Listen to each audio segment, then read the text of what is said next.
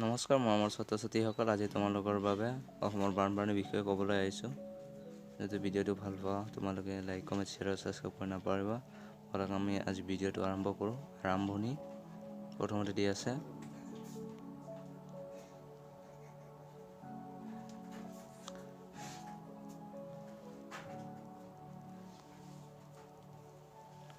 সুজলা সুফলা শস্য শ্যামলা অসম প্ৰাকৃতিক লীলাভূমি। প্ৰাকৃতিক সৌন্দৰ্য্য ভৰপূৰ অসমৰ বুকুত প্ৰকৃতিয়ে সোণ গজাই সোণ ফলায়, কিন্তু এসময়তে ইংৰাজে সেই সোণ লুটি নিছিল।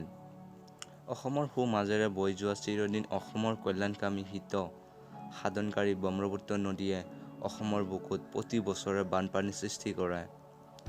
এক কথাত ক'বলৈ গ'লে এনে প্ৰলয়ংকাৰী বানে প্ৰতি বছৰে অসমৰ সপোন ধুৱাই নিয়ে। অকণমান সময় দিয়া আছে, তাৰ বাবে তোমালোকে লিখি ল'বা। এইটো প্ৰতি বছৰে মেট্ৰিকত আহি থাকে, বৰ ইম্পৰ্টেণ্ট কুৱেশ্যন হয়।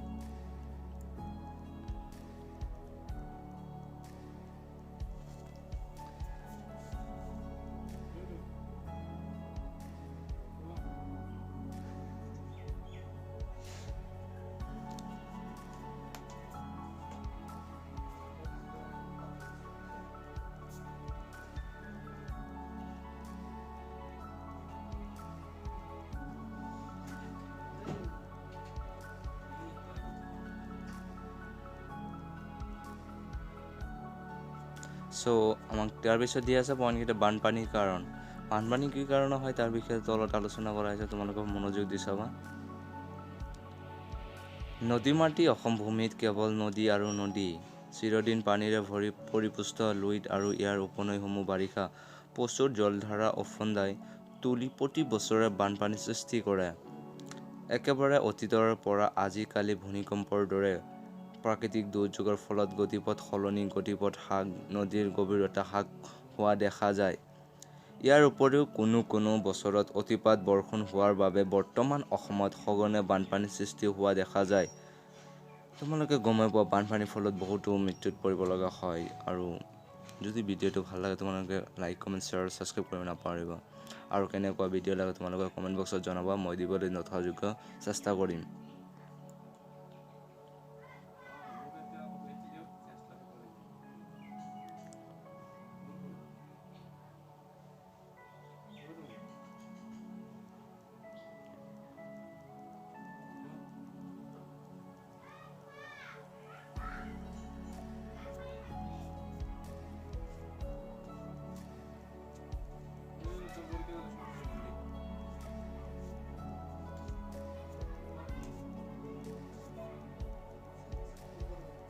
অপকাৰ। আমাক ইয়াৰ পিছত দিয়া আছে কি অপকাৰ। বানপানীৰ ফলত কি কি অপকাৰ হয় তাৰ বিষয়ে আলোচনা কৰা হৈছে। মনোযোগ দি চাবা তোমালোক। অকণমান সময় দিয়া হৈছে, তোমালোকে লিখি ল'বা।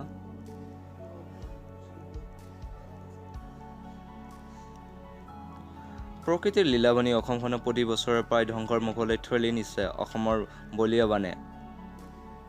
পানীৰ লগত মিহলাই পেলাই বানে ইয়াৰ উপৰিও ৰাস্তা ঘাট, ঘৰ দুৱাৰ, দলং ভাঙি পেলায়।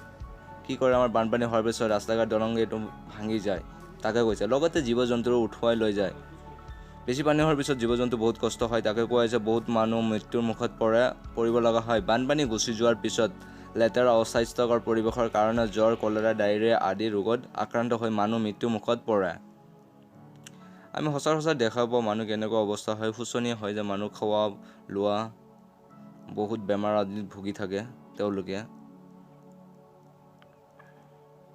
আৰু কিছুমান জানা তোমালোকে ঘৰ দুৱাৰ পানীৰ বুৰ যায়।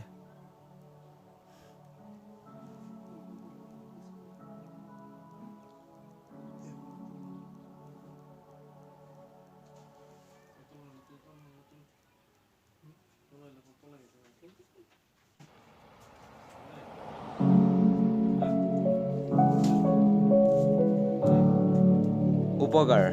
আমাক কি দিছে উপকাৰ। বানপানীৰ ফলত কি কি উপকাৰ হয় তাৰ বিষয়ে আলোচনা কৰিছোঁ, তোমালোকে চাবা।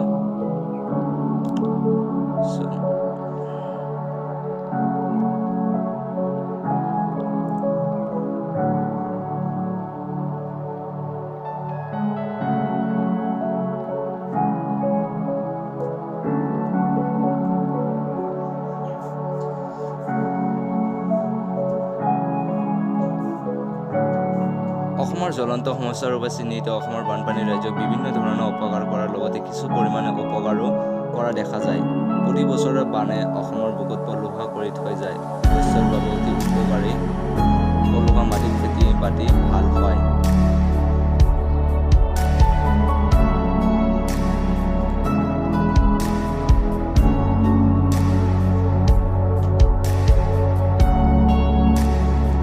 তাৰপিছত দিয়া আছে আমাক নিয়ন্ত্ৰণ, আমি কেনেকৈ বানপানী নিয়ন্ত্ৰণ কৰিম তাৰ বিষয়ে আলোচনা কৰা হৈছে।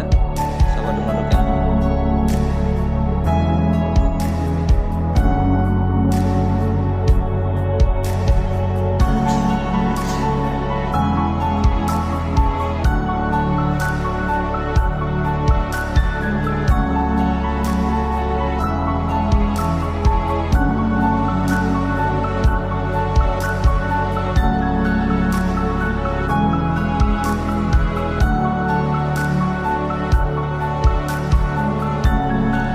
সমস্যা বানপানী সম্পূৰ্ণৰূপে নিৰ্মূল কৰিব নোৱাৰি যদিও আধুনিক বিজ্ঞান প্ৰযুক্তিৰ সহায় ল'লে কিছু পৰিমাণে নিয়ন্ত্ৰণ কৰা সম্ভৱ হ'ব পাৰে।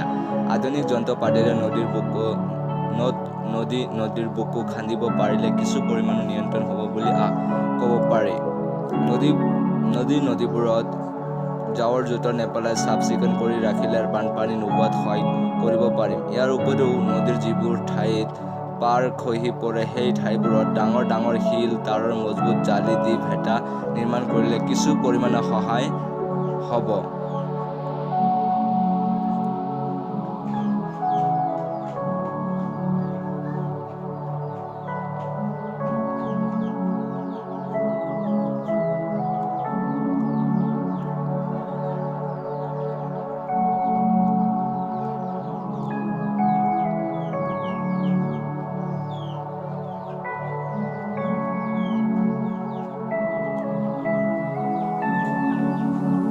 আমাৰ শেষত দি আছে সামৰণি বা মন্তব্য।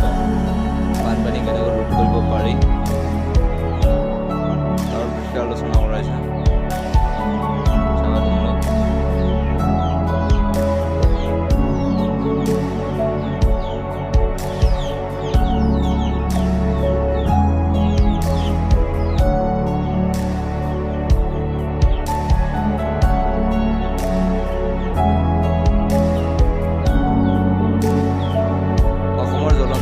ভিতৰত বানপানী প্ৰধান চৰকাৰৰ কিছু প্ৰৰণনি আৰু ৰাইজে নখ জোকাৰিলে নৈ বাটৰ দৰে আমি সকলোৱে হাত উজান দিলে এনে সমস্যাৰ পৰা পৰিত্ৰাণ কিছু পৰিমাণে হ'লেও পাব পাৰি। বানপানী হোৱাৰ আগত কিছু সজাগতা লোৱা অতি দৰকাৰী। এনে কৰিলে নিশ্চয় বানপানীৰ অতিপাত ধ্বংসৰ পৰা কিছু পৰিমাণে হাত সাৰিব পাৰি।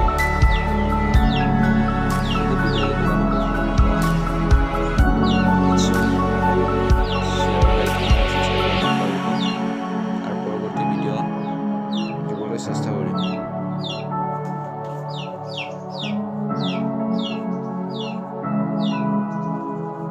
আজি এইখিনিতে ভিডিঅ'টো সামৰণি মাৰিছোঁ।